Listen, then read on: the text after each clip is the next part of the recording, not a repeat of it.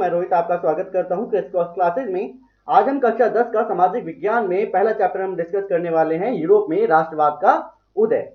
अगर आपको डिटेल में नोट्स चाहिए तो आपको डिस्क्रिप्शन पे मिल जाएंगे। For details notes, important question, quizzes and other content आप हमारी वेबसाइट पे जा सकते हैं chriscrossclasses.com। इसके लिए आपको कुछ नहीं करना है, गूगल पे सिर्फ आपको टाइप करना है chriscrossclasses.com। आप जब इसको सर्च करोगे तो वहां पर हमारी वेबसाइट आपको मिल जाएगी। वहां पर क्लिक करके आपको सारे के सारे नोट्स मिल जाएंगे, क्विजेस मिल जाएंगे, इंपॉर्टेंट क्वेश्चन मिल जाएंगे। तो चलिए हम स्टार्ट करते हैं। यूरोप में राष्ट्रवाद का हमारा पहला पार्ट जो हम डिस्कस करने वाले हैं, इसमें मुख्य बिंदु हम पहले डिस्कस कर लेते हैं। इसमें हम क्या क्या देखेंगे, क्या क्या पढ़ेंगे, क्या क्या समझेंगे। जिसमें से पहले हम समझेंगे राष्ट्रवाद। यहाँ पे राष्ट्रवाद का मतलब क्या है, ये एक वर्ड है जिसको हम पहले समझेंगे कि राष्ट्रवाद होता क्या है, क्योंकि इस चैप्टर में राष्ट्रवाद बहुत बार आने वाला है और अगर हमारे को राष्ट्रवाद नहीं पता कि राष्ट्रवाद होता क्या है, हमारे को चैप्टर समझने में दिक्कत होगी। तो ऐसे कुछ वर्ड्स हैं जिनको हम पहले समझेंगे, उसके बाद हम चैप्टर को स्टार्ट करने वाले हैं। जिसमें से पहला राष्ट्रवाद, राष्ट्र स्टेट जनरल क्या है, वियना कांग्रेस क्या था, नेपोलियन कौन था, उदारवाद, रूढ़िवाद, नारीवाद, विचारधारा, फ्रांसीसी क्रांति। यहां से हमारा फ्रांसीसी क्रांति जो हम डिस्कस कर रहे हैं, फ्रांसीसी क्रांति से हमारा जो चैप्टर है वो स्टार्ट मतलब बिगिन होता है। तो यहाँ पे आपको समझ में आ गया होगा, ये जो वर्ड्स हैं ये इंपॉर्टेंट वर्ड्स हैं जो कि आपको इस चैप्टर में देखने को मिलेंगे। फ्रांसीसी क्रांति जो कि हमारा टॉपिक है जिसको हम डिस्कस करने वाले हैं। नेपोलियन का शासन काल क्या था, नेपोलियन कौन था, क्यों था, कैसे था, इसके बारे में हम डिस्कस करेंगे। राष्ट्रवाद का निर्माण कैसे हुआ, 19वीं शताब्दी और यूरोपीय राज्य। तो हमारा पहला पार्ट हम यहाँ पे डिस्कस करने हैं, बहुत ही ज्यादा सिंपल होने वाला है। चलिए हम स्टार्ट करते हैं। पहले हम समझते हैं कि राष्ट्रवाद एक्चुअल में होता क्या है। अपने राष्ट्र के प्रति प्रेम की भावना होना राष्ट्रवाद कहलाता है। फॉर एग्जाम्पल हम समझते हैं, मान लो कि जब भी कहीं राष्ट्रगान या फिर हम बात करें कि भाई राष्ट्र गीत बजता है तो हमारे मन में एक झंझनाहट सी हो जाती है, जिसको हम समझते हैं क्या, राष्ट्रवाद। मतलब बोले तो राष्ट्र प्रेम है।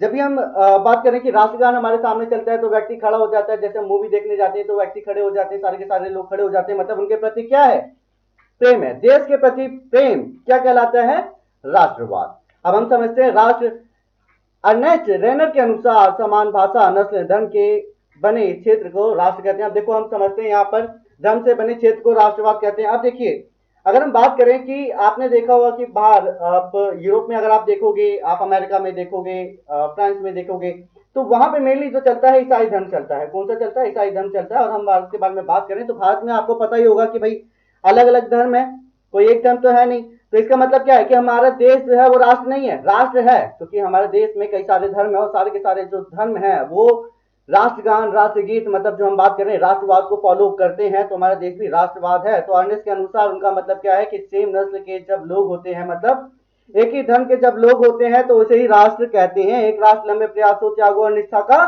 चरम बिंदु होता है। ओके, आपको यहाँ पे समझ में आ गया होगा, कोई समस्या नहीं है, बहुत ही ज्यादा सिंपल है। अब हम चलते हैं, स्टेट जनरल क्या है। क्या स्टेट जनरल क्या है?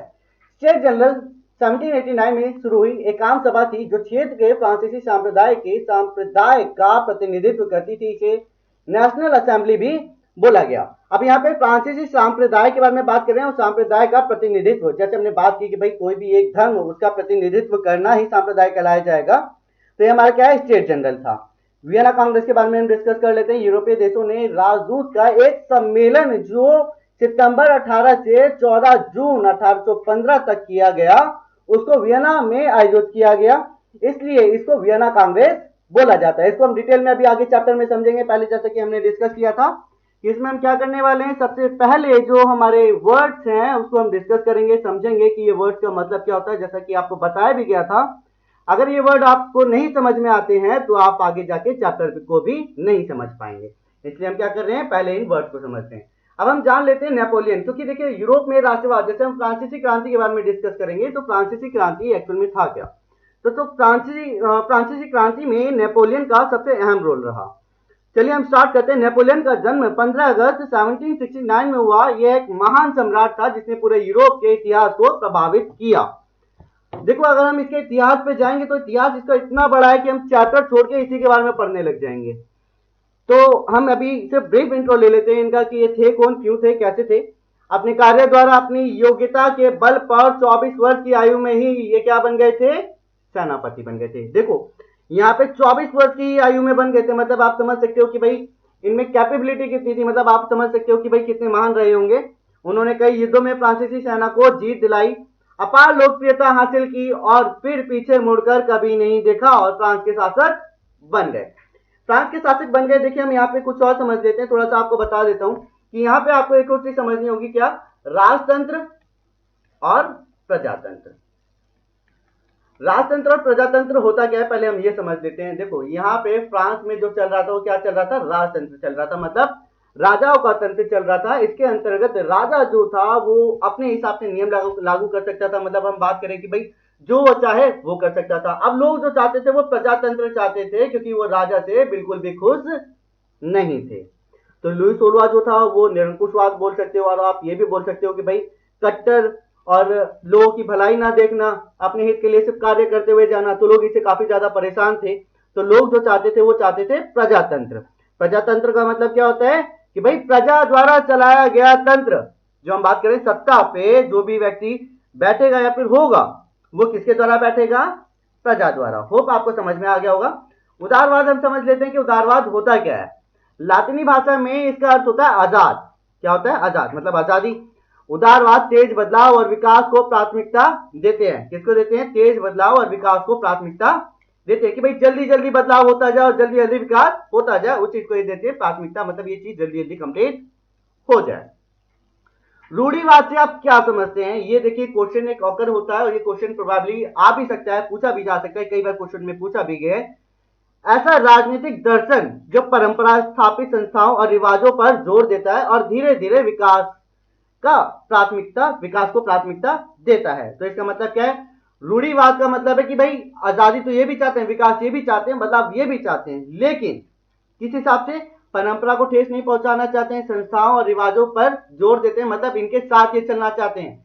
इनको किसी भी प्रकार की हानि या फिर ठेस नहीं पहुंचना चाहिए, इसको हम किसी भी तरह से पीछे नहीं छोड़ सकते हैं। रूढ़िवाद का ये मतलब होता है। आगे हम समझ लेते हैं नारीवाद होता क्या है। स्त्री पुरुष की सामाजिक, आर्थिक और राजनीतिक समानता की सोच के आधार पर महिलाओं के अधिकारों और हित का बोध नारीवाद कहलाता है। मतलब महिलाओं के बारे में भी सोचना नारीवाद कहलाता है। विचारधारा हम डिस्कस कर लेते हैं। एक खास प्रकार की सामाजिक एवं राजनीतिक दृष्टिकोण को बताने वाले विचारों का समूह विचारधारा कहलाता है। बहुत ही सिंपल सी डेफिनेशन है, होप कि आपको ये समझ में आ गया होगा। आगे हम चलते हैं। यूरोप में राष्ट्रवाद। यूरोप में राष्ट्रवादी चेतना की शुरुआत कहां से होती है? फ्रांस से। अगर आपको चैप्टर के बारे में थोड़ा सा भी पता होगा तो आपको पता होगा कि भाई जो स्टार्टअप हुआ था वो कहां से हुआ था? फ्रांस से। अब हम बात करते हैं फ्रांसीसी क्रांति और राष्ट्र का विचार। तो यहां से हम स्टार्ट करेंगे और इसको समझेंगे बहुत ही ज्यादा इजी, और मेन चैप्टर जो हमारा स्टार्ट होता है यहीं से होता है। फ्रांसीसी क्रांति की शुरुआत 1789 में हुई थी। फ्रांसीसी क्रांति में लोगों की मांग थी कि राजतंत्र को खत्म किया जाए और प्रजातंत्र को स्थापित किया जाए। जैसा कि अभी थोड़ी देर पहले हमने डिस्कस किया कि राजतंत्र और प्रजातंत्र में क्या डिफरेंस होता है। राजतंत्र का मतलब है कि राजा के हाथ में सारी शक्ति होगी। किसके हाथ में होगी भैया? राजा के हाथ में सारी शक्ति होगी। और प्रजातंत्र का मतलब है कि प्रजा चाहती है कि भाई उसके द्वारा शक्ति किसी व्यक्ति को दी जाए। जैसे मान लो कि अभी हम बात करते हैं कि भाई लोकतंत्र है, जैसे हमारे देश में तो यहाँ पे लोगों का तंत्र है, लोगों द्वारा व्यक्ति को चुना जाता है। चीफ बोल सकते हो, चीफ मिनिस्टर बोल सकते हो, प्राइम मिनिस्टर बोल सकते हो, प्रधानमंत्री, मुख्यमंत्री, ये जो चुना जाता है वो लोगों द्वारा ही चुना जाता है।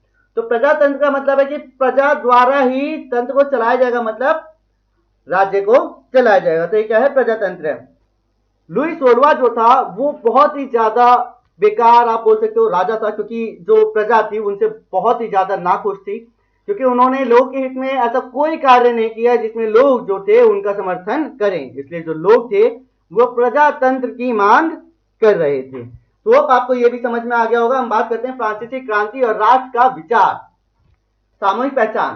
प्रत्येक राज्य में एक स्टेट जनरल चुना गया और उसका नाम बदलकर नेशनल असेंबली रखा गया। फ्रेंच भाषा को राष्ट्रभाषा घोषित की गई। एक ऐसा कानून व्यवस्था लागू की गई जो सबके लिए समान हो। मतलब ये क्या है? हमारी सामूहिक पहचान हो। अब देखो यहाँ पे कानून व्यवस्था ऐसी लागू की जाए भाई सबके लिए समान हो। अब ऐसा तो है नहीं कि भाई गरीब लोगों के लिए अलग होगी और अमीर लोगों के लिए अलग होगी। तो ये तो हमारी सामूहिक पहचान होगी नहीं ना। सामूहिक पहचान का मतलब है कि सबको समान अधिकार भी दिए जाएं। आंतरिक आयात निर्यात सीमा शुल्क समाप्त कर दिया गया और भार तथा माप की एक समान व्यवस्था लागू की गई। किसकी? भार और माप की एक समान व्यवस्था लागू की गई। जैसे हम बात करें कि भाई इधर से उधर जब हमारे को जाना होता है तो उसमें भार और माप के बारे में हम बात करते हैं, हमारे को सीमा शुल्क भी देना पड़ता है, आयात निर्यात भी करना पड़ता है, टैक्स वगैरह जो हम देते हैं। तो ये सब क्या था कि भाई इसकी एक समान व्यवस्था भी लागू की जाए, ये भी उनका बोले तो इनकी नीति थी, वो भी ये चाहते थे। इसमें स्कूल और कॉलेज के छात्रों ने समर्थन दिया, जिसको जैकोबिन क्लब कहा गया। याद रखो, एक नंबर का क्वेश्चन ये भी अवकर हो सकता है कि भाई जैकोबिन क्लब किसे कहा जाता है, तो आपको याद रखना है इसमें स्कूल और कॉलेज के छात्रों का समर्थन दिया गया, तो आप क्या बोलोगे, स्कूल और कॉलेज के छात्रों ने जब समर्थन दिया तो इसको नाम दिया गया जैकोबिन क्लब। फ्रांस आर्मी ने समर्थन विदेशों में जाकर किया और राष्ट्रवादी भावना को बढ़ाने पर बल दिया। तो आप ये भी बोल सकते हो कि भाई फ्रांस की जो आर्मी थी उन्होंने भी समर्थन दिया, मतलब उन्होंने क्या किया, वो भी इस बात पे बल चाह रहे थे, मतलब बल दिया कि प्रजातंत्र यहाँ पे स्थापित हो। कौन सा तंत्र, प्रजातंत्र। आगे हम चलते हैं नेपोलियन का शासनकाल। अब देखो नेपोलियन जो था, जैसे हम जब बात करेंगे फ्रांस की क्रांति जो हुई थी, कब हुई थी, 1789 में। कब हुई थी, 1789 में हुई जब फ्रांसीसी क्रांति। तो इसके अंतर्गत जो लोग थे वो चाहते थे प्रजातंत्र को। अब नेपोलियन आ गया, क्या यहाँ पर नेपोलियन जब आया तो क्या यहाँ पर प्रजातंत्र आ गया। हम बात करते हैं कि लोगों के द्वारा प्रजातंत्र तो लाना चाहते थे वो, लेकिन यहाँ पे प्रजातंत्र नहीं आया, यहाँ पे राजतंत्र ही रहा। लेकिन यहाँ पे कुछ सिचुएशन चेंज हो गई, वो इस प्रकार कि यहाँ पे नेपोलियन जो था वो इतना बढ़िया शासक बन के उभरा कि लोग उनसे पूरी तरह से खुश हो गए। नागरिक संहिता और नेपोलियन संहिता के बारे में हम बात करते हैं। अगर ये क्वेश्चन आता है नागरिक संहिता या फिर नेपोलियन संहिता कब लागू की गई, तो आपको बताना है 1804 में। इसके अंतर्गत क्या था, उन्होंने कुछ बदलाव किए, कुछ कानून बनाए। कानून के समक्ष सबको बराबरी का अधिकार दिया जाएगा। अधिकार का मतलब जैसे हम बात करें, कुछ मुख्य अधिकार जो थे वो अमीर लोगों को दिए गए थे, जो कि गरीब लोगों के पास ऐसे अधिकार नहीं थे। किसके पास नहीं थे, गरीब लोगों के पास ऐसे अधिकार नहीं थे। आगे हम बात करते हैं संपत्ति के अधिकार को सुरक्षित बनाया गया। अब जैसे हम बात करें कि भाई संपत्ति का अधिकार भी सबको होना चाहिए। भूदासत्व और जागीरदारी शुल्क से मुक्ति दिलाई गई। अब तो यहाँ पे भूदासत्व हम समझ लेते हैं। भूदासत्व का मतलब होता है भूमि के जो दास होते हैं, मतलब जो हम बात करें कि भाई जमींदार जो होगा, तो जमींदार के अंडर मतलब उसके अंतर्गत जो व्यक्ति काम करेगा वो भूदासत्व होगा, मतलब भूमि का एक दास बन के रहेगा। वहीं पे वो कंटिन्यूसली पूरे जीवन वहीं पे क्या करता रहेगा, कार्य करता रहेगा। आगे हम समझ लेते हैं जागीरदारी होता क्या है। इसके तहत किसान, जमींदार और उद्योगपति द्वारा सामान का कुछ हिस्सा सरकार को कर के रूप में देना पड़ता था। तो ये हमारी क्या थी, जागीरदारी। नेपोलियन के समय ही व्यापार, आवागमन, एक संचार में बहुत ज्यादा विकास हुआ। राष्ट्रवादी विचार को बांटने के लिए उन्होंने कुछ क्षेत्र में कब्जा कर लिया और कर को बढ़ावा, या फिर बोले उनको बढ़ावा दिया, फिर बढ़ाया उनको, और जबरन भर्ती जैसे अनेक कानून स्थापित किए। तो यहाँ पे थोड़े से चेंज हो गए। यहाँ पे फ्रांस के लोगों के लिए तो जो नेपोलियन थे वो उनके लिए तो काफी हद तक सही रहे, लेकिन जब हम बात करें कि दूसरे क्षेत्रों में जब उन्होंने कब्जा स्टार्ट किया तो उन्होंने क्या किया, कर को बढ़ा दिया वहां पर और जबरन भर्ती स्टार्ट कर दी, तो जो कि एक गलत था। तो उन्होंने क्या किया, जो अनेक कानून थे वो भी स्थापित कर दिए। यूरोप में राष्ट्रवाद का निर्माण किस प्रकार हुआ, अब हम वो समझते हैं। किसी भी राष्ट्र के निर्माण के लिए एक सामूहिक पहचान, संस्कृति, परंपरा आदि का समान होना बहुत ज्यादा जरूरी है। यूरोप में हर जगह अलग अलग समाज था, पर अलग अलग भाषाएं बोली जाती थी। तो हमने अर्नेस्ट के अनुसार हमने ऊपर देखा था, समझा था कि उन्होंने बोला था कि भाई एक ही संप्रदाय के जब लोग रहते हैं, हम बात करें कि भाई एक ही धर्म के जब लोग रहते हैं तो वो राष्ट्र कहलाया जाता है। तो यहाँ पे हम समझ रहे हैं कि भाई यूरोप में राष्ट्रवाद के निर्माण में तो यहाँ पे सबको सामूहिक पहचान देनी थी, जैसे अभी हमने थोड़ी देर पहले डिस्कस किया इसको। संस्कृति सबकी समान होनी चाहिए, परंपरा एक होनी चाहिए, ठीक है। मतलब ये सारी चीजें जब तक एक नहीं होगी तो लोग जो हैं वो इसमें समर्थन भी नहीं देंगे। समर्थन का मतलब है कि जब समान लोग, मतलब समान धर्म के लोग, समान संस्कृति के लोग जब एक होंगे तो क्या होगा कि भाई जो प्रजातंत्र की भावना है वो और भी ज्यादा बढ़ती हुई चली जाएगी। एग्जाम्पल ले लेते हैं, भाई जब भारत में वोट चलते हैं तो आप देखोगे कई बार क्या होता है कि अगर कोई यादव जी खड़े हुए ना भाई, तो यादव जी का वोट तो पक्का मिलना ही मिलना है। क्यों, अगर मान लो कि भाई कोई जान पहचान का खड़ा नहीं हुआ है लेकिन वो यादव जी जरूर खड़े हुए हैं तो यादव जी का उनको वोट जरूर मिलेगा। क्यों, क्योंकि उनके कैटेगरी के हैं वो। तो ये क्या है कि भाई समान होना बहुत ज्यादा जरूरी है। आगे हम चलते हैं राष्ट्रवाद का निर्माण। राष्ट्रवाद और राष्ट्र राज्य का विचार कैसे उभरा, यहां पे हम कुछ जान लेते हैं। यूरोपीय समाज की संरचना के आधार पर उदारवादी राष्ट्रवाद, जैसे हमने समझा था कि उदारवादी होता क्या है, रूढ़िवादी और क्रांतिकारी।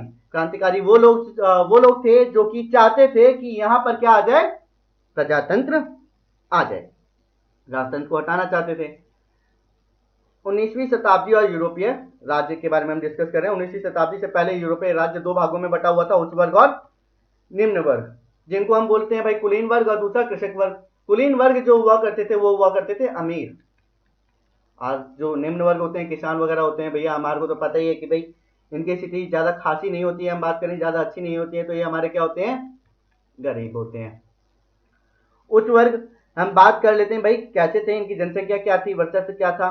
इनकी जनसंख्या बहुत ही कम थी, हमेशा अपना वर्चस्व जमाते थे, सारे खेतों के मालिक थे, सारे अधिकार इनके पास थे। निम्न वर्ग के बारे में हम डिस्कस कर लेते हैं। जनसंख्या इनकी अधिक थी, जमीनहीन थी। जमीनहीन का मतलब है कि भाई इनके पास जमीन नहीं हुआ करती थी, किसी भी प्रकार का अधिकार नहीं था। अब सेम हम एग्जांपल ले लेते हैं अपने भारत का। तो यहाँ पर जो अमीर है उनकी जनसंख्या बहुत ज्यादा कम है, और यहाँ पे गरीब व्यक्तियों की जनसंख्या के बारे में बात करें तो उनकी जनसंख्या बहुत ही ज्यादा अधिक है। तो नॉर्मली क्या होता है कि भाई जो अमीर लोग होते हैं वो बात करें जनसंख्या में कम होते हैं, और जो गरीब लोग होते हैं वो जनसंख्या में ज्यादा होते हैं, मतलब गरीबी ज्यादा है ना, इसलिए हमेशा अपना वर्चस्व जमाते हैं। जैसे हम बात करें कि भाई अपनी लैट तो अपना कौन दिखाते हैं, मतलब बोले ना वर्चस्व जमाना, अमीर लोग तो अपनी अलग ही तौर में रहते हैं। और वहीं पे हम बात करें कि भाई यहाँ पे जो गरीब लोग हुआ करते थे जमीनहीन होते थे। बड़े लोग तो अपनी कोठियां बना के रखते हैं, कार वगैरह होती है, लेकिन जो गरीब होते हैं, किसान वगैरह होते हैं, तो भैया उनके पास साइकिल होना भी बहुत ज्यादा मुश्किल होता है। सारे खेतों के जो मालिक हुआ करते थे वो हमेशा अमीर लोग हुआ करते थे। और जैसे हमने बात की भाई जो निम्न वर्ग हुआ करते थे उनके पास तो इतनी जमीन ही नहीं हुआ करती थी। सारे के सारे अधिकार जो दिए गए थे वो किसको दिए गए थे, अमीर वर्ग को, मतलब कुलीन वर्ग को। और जो अधिकारहीन थे, मतलब इनके पास तो अधिकार भी नहीं थे भाई, कोई मुख्य अधिकार जो हम बात करें वो भी नहीं थे उनके पास। आगे हम बात करते हैं, यूरोपियन समाज असमान से विभाजित था। विभाजित तो था ना कुलीन वर्ग और निम्न वर्ग में। अगर सबको समान अधिकार दे दिए जाए, जैसे हम भारत के बारे में बात करें, भारत में सबके पास समान अधिकार है, गरीब हो अमीर हो कैसा भी व्यक्ति हो सबके पास समान अधिकार है ना, कोई अधिकार छीन नहीं सकता है। तो यहाँ पर हमारे को ये सारे पॉइंट समझ में आ गए होंगे। नेक्स्ट वीडियो के लिए हम आपको मिलते हैं नेक्स्ट क्लास में, मतलब सेकंड पार्ट जो हम देखेंगे नेक्स्ट पार्ट में देखेंगे। होप कि आपको वीडियो अच्छी लगी होगी, सब कुछ आपके समझ में आ गया होगा। मिलते हैं अपनी नेक्स्ट क्लास में पार्ट 2 में। आज के लिए आगे लेते हैं, टाटा बाय बाय।